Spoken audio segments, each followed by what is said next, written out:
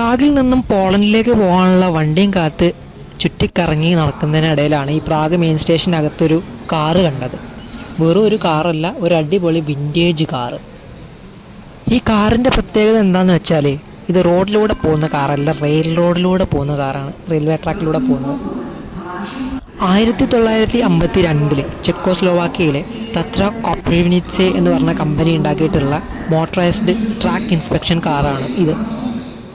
Check റിപ്പബ്ലിക്കിലെ national technical മ്യൂസിയത്തിൻ്റെ ഓണർഷിപ്പിലാണ് ഇപ്പോൾ ഈ car ഉള്ളത്.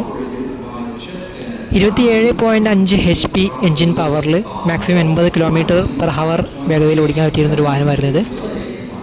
1968 ബെസ്റ്റ് ഇൻ്റർനാഷണൽ ഫീച്ചർ ഫിലിം വിഭാഗത്തിൽ ഓസ്കാർ അവാർഡ് നേടിയിട്ടുള്ള ഓസ്ട്രിയ സ്ലെഡോവാനെ ബ്ലാക്ക് അഥവാ ദ ക്ലോസ്ലി വാച്ച്ഡ് ട്രെയിൻ എന്ന ന്യൂറി മെൻസലിൻ്റെ ഫിലിമിനൊക്കെ ഒരു പ്രധാന പാട്ടായിട്ടുള്ള ഒരു കാറും കൂടിയാണിത്.